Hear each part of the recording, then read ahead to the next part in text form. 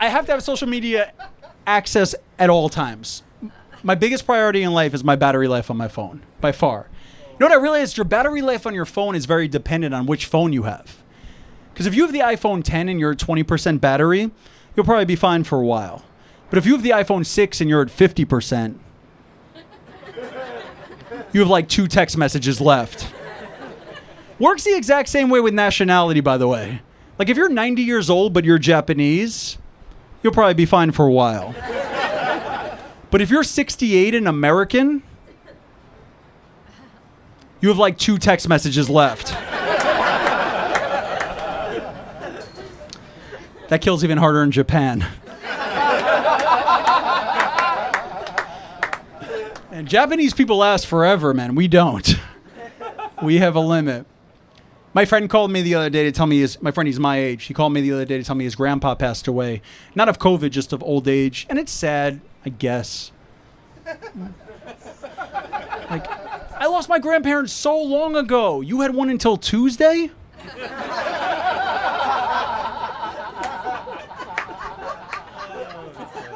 I feel like it's arrogant to talk about having grandparents in your 30s. It's like you're bragging. You're like, you have parents? Pfft, my parents have parents. I have so many extra parents, I don't even know what to do with all of them. That's how many parents I have. And grandparents are nice to have, but they're not essential. They're like the phase 4 version of people.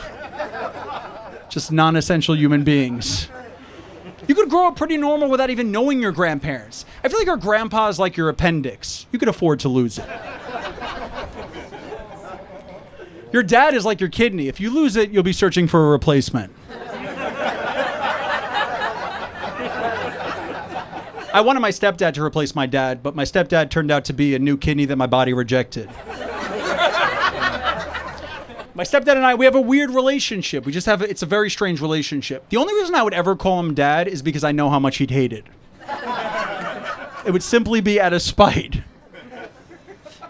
You know how like kids like yell at their step-parents? Like, you're not my dad. When I get mad at my stepdad, I'm like, you're my dad. And he yells back, no, I'm not. Don't say that. It's a weird dude, man. He's a good guy, but he's got no social etiquette. Like, we all went to my girlfriend's family's house a few months ago. We walk in. My girlfriend's mom goes, can I get anybody some water? And my stepdad says, I'll have a sandwich.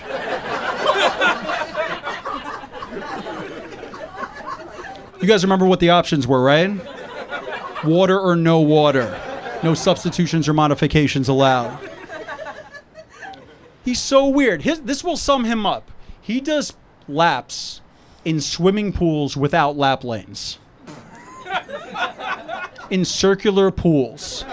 What kind of psychopath cuts through children playing Marco Polo?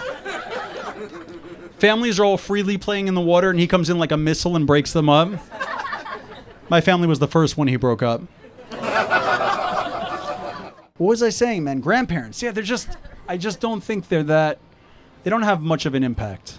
Nobody's ever been like, man, that girl's got some serious granddaddy issues. No, her and her father have a great relationship. She has a very strong male role model, but where's her frail, racist male role model? Where's that guy? Look, we all love our grandparents. I'm not saying we all love our grandparents.